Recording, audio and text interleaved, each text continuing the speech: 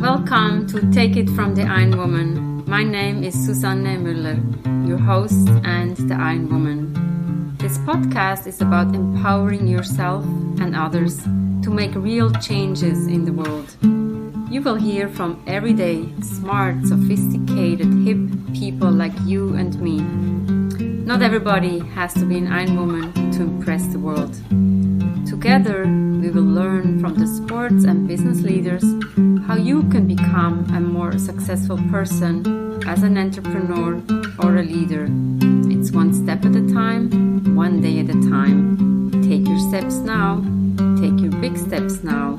Join me on this journey to success. Take it from the Iron Woman. We only have special guests, and today we go to Andrea Cortez. She is in Austin, Texas. What can we learn from you? Introduce yourself, and I'm very happy that we can finally have this interview. Yes, thank you so much for having me. Yes, I'm in Austin, and my name's Andrea, and I am a music therapist, and I've been practicing music therapy for, I don't count the years anymore. I just think of the year I started. So it's 2005 that I started working in music therapy. And on your Instagram, it says Mind Body Music Center. It's music therapist, sound artist, learn the art of sound and music. Yes. So I have different areas that I work in, all related to music. As a music therapist, I started as a traditional music therapist working in hospitals and in neuro rehab and working in different facilities. Music therapists work in particular places like the schools and nursing homes. But as my practice has grown since about 2012, I started playing the harp and started learning about the singing bowl. So things started to develop more into the area of wellness, which I am now in addressing, helping people with stress, anxiety, helping to bring relaxation through music for people, and also meditative experiences with sound. I sort of I have different names and titles for what I do because it's not as much traditional music therapy as I've been doing, but also sound therapy. So some people may have heard this called sound therapy. Now, sound therapy isn't available currently as music therapy is to study as a degree in university, but I did receive my master's in music therapy and have my board certification. That's in the US. We have a board certification that we maintain as music therapists. But music therapy is all over the world, actually, as a professional field. I sometimes call what I do sound therapy. It's also known as sound healing, sound meditation, and sound bath is a new term that people are using. I don't know if you've heard of that. No, sound tell bath. us more, yeah. Oh, yeah. So this will kind of go in as I'm explaining all the different things that I offer. Sound bath and sound meditation are very similar. So it's when I have a group of people, I'm working with a group, and they come to basically receive sound as a real relaxing experience and a meditative experience. A lot of times sound baths are led with crystal bowls, singing bowls, Tibetan bowls, gongs, chimes, other very relaxing instruments. And people lay down on yoga mats. Usually this is the case, and then just receive the sound. And they call it sound bath because it's like the sound is washing over you. Mm-hmm. Yeah, it's like sound waves. And it actually makes sense because sound waves, you think of waves of water. Well, it's waves of sound because that is the form of sound. Sound is a physical energy that moves through the space. So this is what's really it's really beautiful about sound is that, we can't see it, but it exists as a physical force that moves through the space and we feel it in the body. So sound bath is one experience that I offer as groups here in Austin. I do also have sound meditations that I do virtually with the singing bowls. I also give private sessions. So I don't necessarily call the private sessions I do sound baths. I call them sound therapy sessions or music therapy sessions.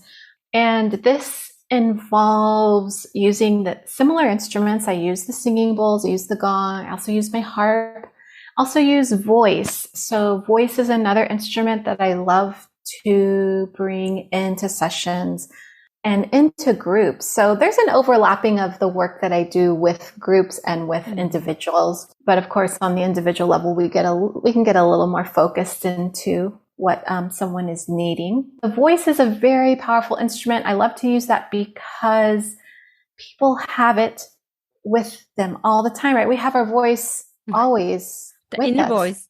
Yes. Yeah. And so what I do with the voice is some vocalizing. Sometimes it's called vocal toning. Sometimes it's called chant. On open vowel sounds like ah and ooh, when we hold these out really long, it can produce a very relaxing effect in the body. It releases oxytocin. So there's a lot of like counter effects to stress. Stress is producing all these effects in our body, like releasing cortisol, and we have the adrenaline rush.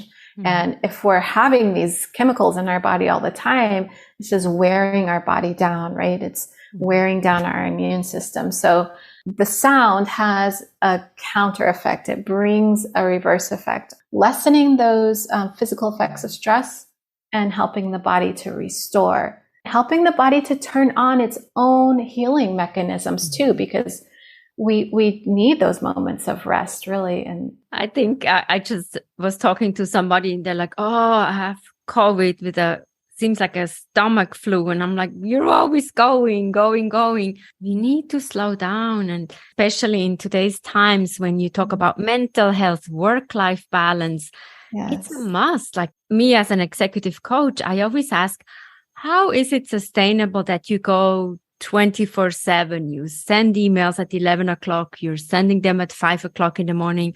And some people say they don't sleep well anymore. They wake up, they check their phone. No. Phone has to be in another room. Turn it off. Yes. And I love the sound bathing. In Japan, they say the forest bathing, right? Yes. So we need to immerse ourselves. This is so beautiful. How does one get into this field? Yeah. So I started first, I think music therapists, when someone is drawn to music therapy, because that's what I entered first, was music therapy. But I think it's like a certain personality that that wants to help people. I found a lot of music therapists, they just want to help people. So, and that's what I want to do. I love music. I started playing piano when I was 8, and then I played clarinet and I played guitar and started singing. And so music was like pretty much my life from as a kid. And so I knew when I heard about music therapy, I was 19 years old, and I found out it was an actual field of study. After I had graduated from high school, I just thought that's the perfect profession for me. I want to play music and I want to help people. And so I found a music therapist in Austin. Luckily, there was actually someone here that I could observe and learn from and she was a mentor to me. And then she told me which program she recommended. And so then I applied and went to school. Sounds so easy, right? But I think sometimes we have this calling. We know we're good in music or we have an interest to help people.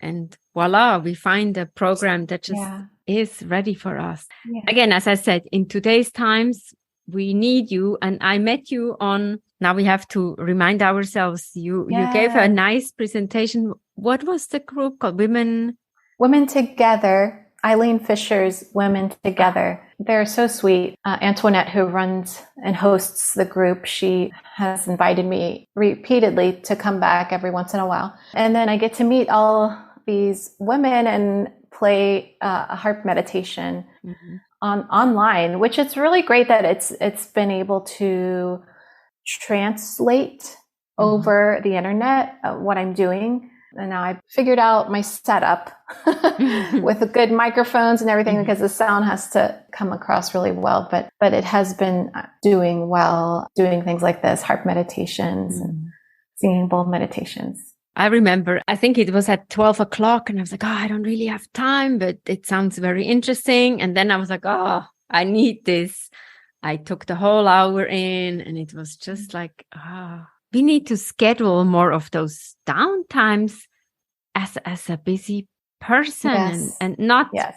think we can multitask. I was the Yeah. worst at multitasking. So now I'm like, no more Yes. multitasking. And it's just important to allow those times. Yes. So now I'm wondering, on the flip side, how do you rejuvenate? I mean, you and I were coaches and we're giving. I was just thinking about that as you were talking about how we need to slow down, and thinking about how it's a constant practice to learn and relearn. Even though I know this, all therapists, caregivers, it's even harder to do this, to like take the time. And it's like here we're giving out a lot of these experiences for people that's helping. But I think for me, I just want to go back to one of the reasons why I was drawn to this field, and why I think a lot of people who are in a healing profession, like in therapy or doing some kind of medicine, acupuncture, even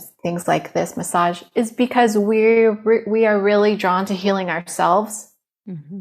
And I think that music was, for me as a kid, it was like a refuge that helped me to kind of navigate through the world in a way. It was like my safety blanket in a way, but it was also something that made me put myself out in the world to be seen in ways that I wouldn't have done with my personality being so introverted and quiet myself. It's my tendency, my personality. Music gave me something that made me brave, and it was healing for me. I think that it's been a journey since I was young. And I think I was fortunate to be able to live in a town, and Austin this is where I grew up. It's very progressive in the things that are offered here. So as a young kid at like 18, I was able to learn Tai Chi.